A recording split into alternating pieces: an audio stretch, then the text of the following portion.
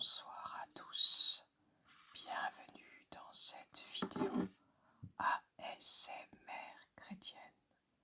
Ce soir, je voudrais vous parler du rosaire, une prière qui est composée de 5 chapelets avec les mystères joyeux, lumineux, rajoutés par le pape Jean-Paul II, douloureux et glorieux.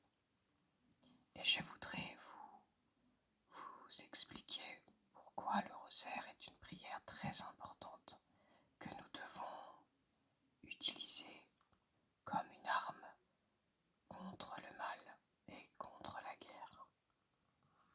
En effet, en 1917, à l'heure où le Portugal est lourdement dominé par les ennemis de l'Église, sa sainteté, le pape Benoît XIV, invite les fidèles avec insistance à la récitation du rosaire pour obtenir la paix dans le monde.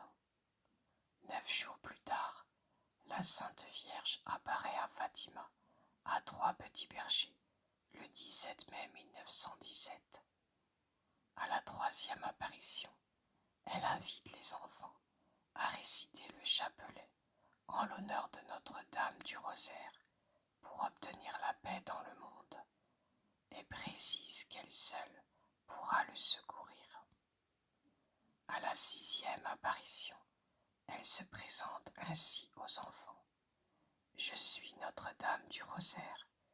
Continuez à réciter le chapelet tous les jours pour que Dieu pardonne les péchés des hommes et pour qu'ils aillent au ciel. À chacune de ces apparitions, la Sainte Vierge insiste sur l'importance et la puissance de la prière du chapelet. L'histoire a démontré l'efficacité toute particulière de cette prière. Les causes les plus difficiles lui ont été confiées. La Vierge du Rosaire fut à maintes fois saluée pour de grandes grâces relatives à des causes désespérées pour l'humanité. À une ou à 2 exceptions près, les papes successifs ont approuvé et affirmé le Saint-Rosaire. Écoutons l'appel pressant des papes qui demandent à ce que le rosaire soit médité chaque jour. Le message est toujours d'actualité, et encore plus aujourd'hui. Reprenons le chapelet avec la simplicité et la ferveur des humbles, des petits, des dévots et des âmes confiantes pour la paix dans l'Église et dans le monde. Le chapelet nous fortifie dans l'espérance, nous assimile au Christ et nous obtient la patience, la paix et la joie du Christ. Armons-nous du très saint rosaire pour délivrer le monde de la haine, de la guerre qui le déchire, de l'ignorance qui l'aveugle, de l'impureté qui le souille, de l'orgueil qui l'exalte, du matérialisme qui l'étouffe, et pour édifier la civilisation de l'amour de Dieu et du prochain. Avec le Saint-Rosaire, le chrétien triomphe du mal. Semons tous ensemble des Ave Maria, et nous récolterons des âmes. Par les Ave Maria de notre chapelet, le péché se détruira et disparaîtra. Toute grâce nous viendra, et le Christ régnera dans nos cœurs. À la suite de nos aînés, et en particulier des saints, qui ont trouvé une authentique voie de sanctification, faisons l'expérience personnelle de la beauté du rosaire. Nous trouverons sur l'arrière-fond des Ave Maria la vie de Jésus-Christ qui défile à travers le cœur de Marie. Nous apprenons ainsi à contempler le Christ avec et par Marie. C'est Jésus lui-même qui nous demande de venir à lui par sa Sainte Mère, nous dit Jacinta. Alors je vous propose en fait de relire un petit peu les paroles et les messages de la Vierge Marie de Fatima et des petits-enfants. Jacinta priait beaucoup le rosaire et offrait beaucoup de sacrifices pour la conversion des pécheurs. Au début, les 3 enfants ont vu l'ange de la paix qui les préparait à voir la Vierge Marie par la suite. Et cet ange leur avait dit : « Ne craignez pas, je suis l'ange de la paix. Priez avec moi. Les cœurs de Jésus et de Marie ont sur vous des desseins de miséricorde. » Cet ange leur avait appris cette prière que voici. Mon Dieu, je crois, j'adore, j'espère et je vous aime. Je vous demande pardon pour ceux qui ne croient pas, qui n'espèrent pas, qui n'adorent pas et qui ne vous aiment pas. Cette prière était récitée par les 3 enfants à la demande de l'ange de la paix qui leur était apparu. Ils disaient ensuite cette prière : « Ô mon Dieu, ô mon Jésus, pardonnez-nous nos péchés, préservez-nous du feu de l'enfer, et conduisez-nous au ciel toutes les âmes, surtout celles qui ont le plus besoin de votre sainte miséricorde. » La Vierge Marie avait dit aussi aux enfants, par la suite, lors d'une apparition : « Vous aurez beaucoup à souffrir, mais la grâce de Dieu sera votre réconfort. » Les enfants étaient toujours tournés vers le Seigneur, et lorsqu'ils souffraient, ils s'appuyaient sur Dieu, qui était leur rocher. Ils ne cessaient pas de se tourner vers le Seigneur et de le prier, afin qu'il soit fortifié dans les épreuves. Et ils louaient Dieu beaucoup. Le message est aussi pour toute l'humanité. Prière et pénitence sont nécessaires. Dire le chapelet tous les jours afin d'obtenir la paix pour le monde est indispensable. Il ne concerne pas seulement les 3 petits de Fatima, mais ce message concerne toute l'humanité d'aujourd'hui également. Donc, il est nécessaire de se souvenir de ce que la Vierge Marie a dit aux 3 enfants de Fatima. Et Notre-Dame est apparue à Lucia plus tard et lui a laissé ce message. Jésus veut se servir de toi pour me faire connaître et me faire aimer. Ne te décourage pas, ma fille, je ne t'abandonnerai jamais. Mon cœur immaculé sera ton refuge et le chemin qui te conduira jusqu'à Dieu. À sa mort, à l'âge de 97 ans, Lucia est restée fidèle à sa mission. Elle nous laisse un exemple de grande fidélité au Seigneur et de joyeuse adhésion à sa divine volonté.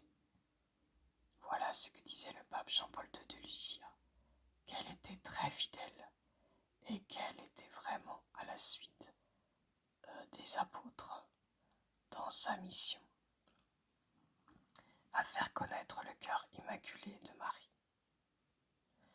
Mais le message de la Vierge Marie ne s'adresse pas seulement à Lucia, elle s'adresse à vous, peut-être aussi vous qui souffrez, vous qui ne pouvez pas dormir ce soir, vous qui désespérez du monde dans lequel nous vivons, vous qui êtes malade, vous qui subissez des épreuves. Elle vous dit aussi, la Vierge Marie, ne te décourage pas, je ne t'abandonnerai jamais. Mon cœur immaculé sera ton refuge et le chemin qui te conduira à Dieu, jusqu'à Dieu. Donc, vous, si vous souffrez ou vos proches, sachez que le cœur immaculé de Marie sera toujours votre refuge. Il est le refuge de tous ceux qui souffrent. Il ne faut pas craindre les épreuves, car Marie ne lâche pas notre main si nous suivons ses conseils et que nous la prions.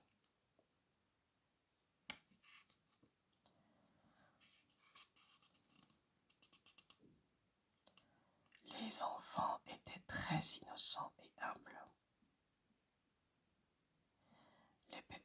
Le père des petits disait, j'ai la conviction, que ce que disent les enfants est vrai.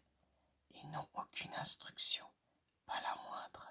Si la Providence ne nous avait pas envoyé d'aide, vous n'auriez pas pu dire de choses pareilles. C'est vrai que des enfants si petits ne peuvent pas inventer des messages, des paroles aussi importantes, avec autant de savoir.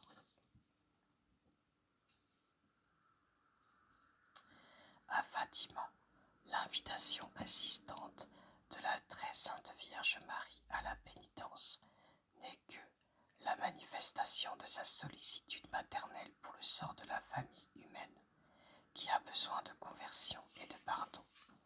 La Vierge Marie a beaucoup de compassion pour nous.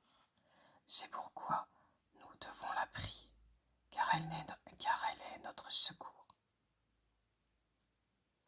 Ô notre Mère, prends sous ta protection maternelle toute la famille humaine, que dans un élan affectueux, nous remettons entre tes mains toutes nos souffrances, que vienne pour tout le temps de paix et de la liberté, le temps de la vérité, de la justice et de l'espérance.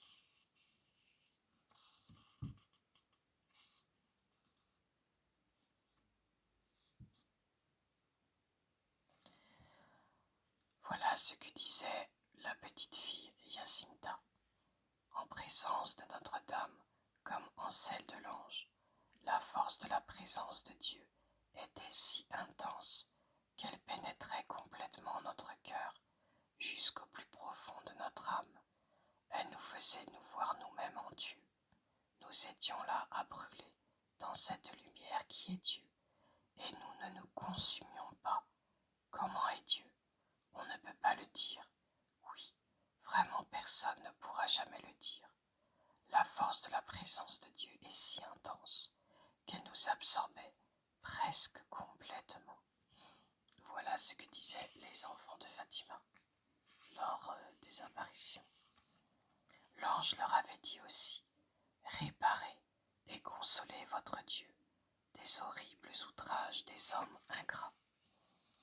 Et voici ce que l'ange leur avait demandé de prier.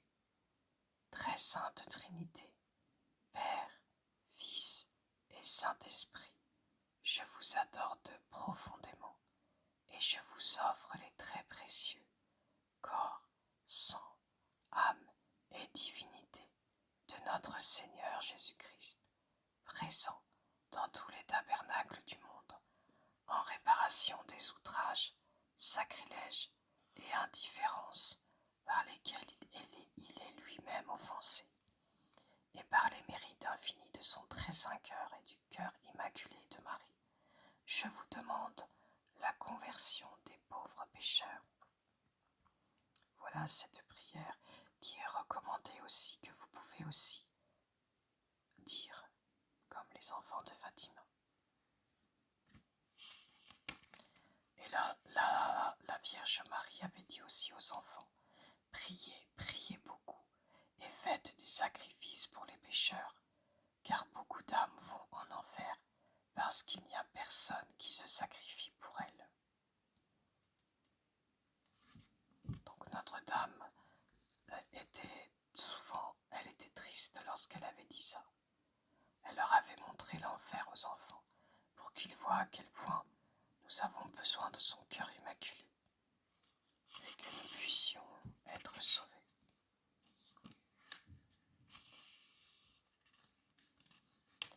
Jacinta avait conscience que les souffrances qu'elle supportait étaient très importantes et qu'elle pouvait les offrir en union avec la passion de notre Seigneur pour sauver des âmes.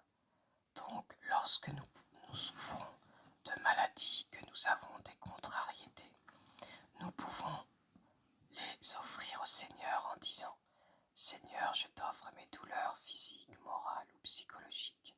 Je te les offre en communion avec ta passion.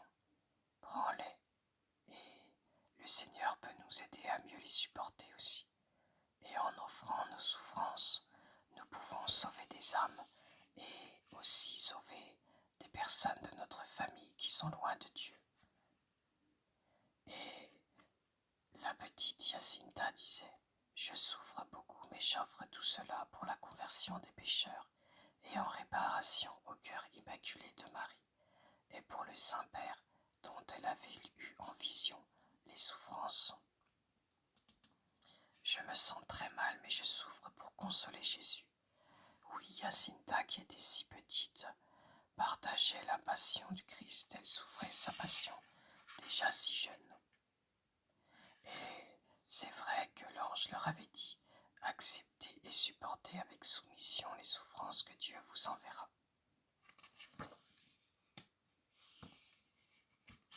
Jacinta disait: j'aime tellement dire à Jésus que je l'aime. Lorsque je lui dis plusieurs fois: il me semble que j'ai du feu dans la poitrine, mais ce feu ne me brûle pas. J'aime tellement notre Seigneur et Notre-Dame que jamais je ne me fatigue de leur dire que je les aime. Ah, si je pouvais mettre dans tous les cœurs le feu que j'ai là dans ma poitrine, qui me brûle et me fait tant aimer le cœur de Jésus et de Marie. Oh mon Jésus, je vous aime, tout cœur de Marie, soyez mon salut. Jacinta était vraiment unie au Seigneur, et l'amour du Seigneur était en elle. Comme saint Paul, elle pouvait dire: ce n'est pas moi qui vis, c'est Jésus qui est en moi et qui vit par moi.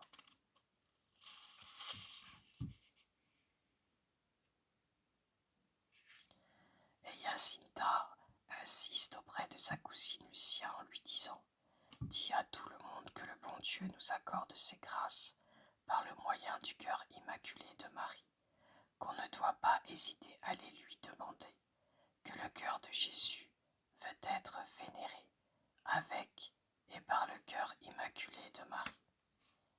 Ce qui est très étonnant, c'est que cette petite fille, si petite, avait une grande maturité spirituelle.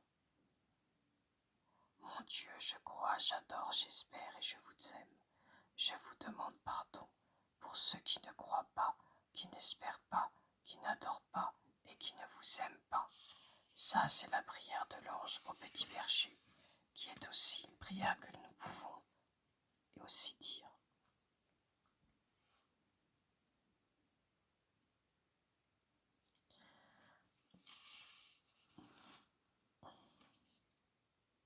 Ce qui fait la vraie grandeur de ces enfants, ce n'est pas d'avoir vu l'ange ou Notre-Dame, mais c'est leur engagement immédiat, total et irrévocable à suivre l'appel de la Vierge Marie. Ils ont dit oui, ils ont eu le même fiat que Marie lors de l'Annonciation. Elle avait accepté d'être la mère de Jésus et avait mis sa confiance totale en Dieu. Les enfants de Fatima ont fait de même. Ils ont placé leur confiance totale en Dieu et ont dit oui, sans se préoccuper de ce qui allait arriver dans l'avenir. Car les enfants ne voient pas loin dans l'avenir.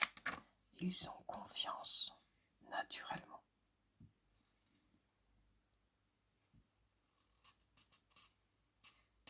Mais ils souffraient avec beaucoup de joie, car ils savaient que leur souffrance était fructueuse et sauvait beaucoup d'âmes, et le faisaient par amour de Dieu, et pour Dieu, et pour le cœur immaculé de Marie.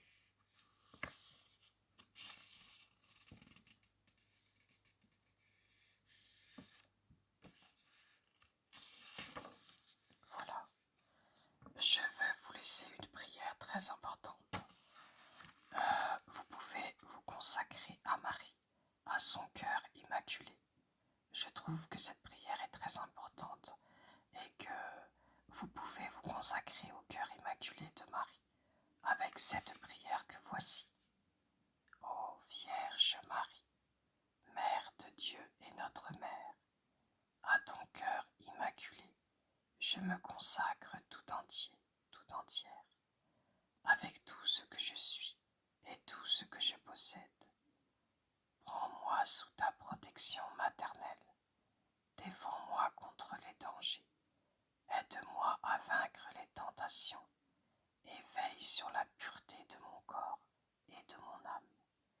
Que ton cœur immaculé soit mon refuge et le chemin qui me conduit jusqu'à Dieu.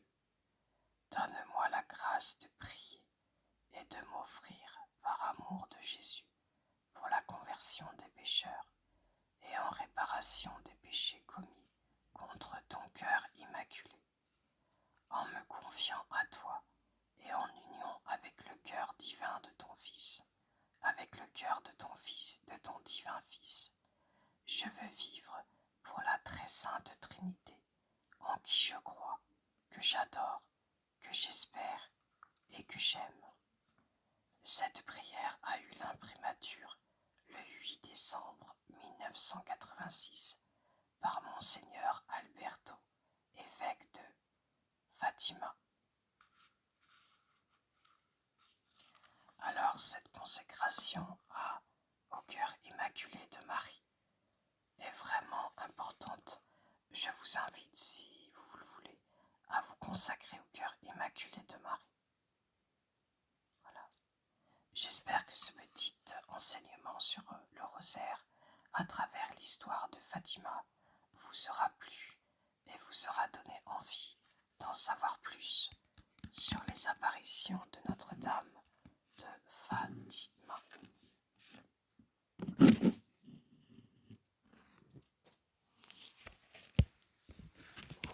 Je vous souhaite à tous une très très bonne soirée sous le regard et la protection de Notre-Dame de Fatima, qui est là pour vous et qui est là et qui vous redit encore qu'elle ne vous abandonnera jamais et que son cœur immaculé est votre refuge, qui que vous soyez, quoi que vous ayez fait, que vous soyez à l'hôpital, en prison, que vous viviez des épreuves difficiles dans les familles. Vous êtes tous enfants de Notre-Dame. Elle vous aime tous. Je vous souhaite à tous une très bonne nuit dans la paix du Christ. À bientôt pour de nouvelles vidéos.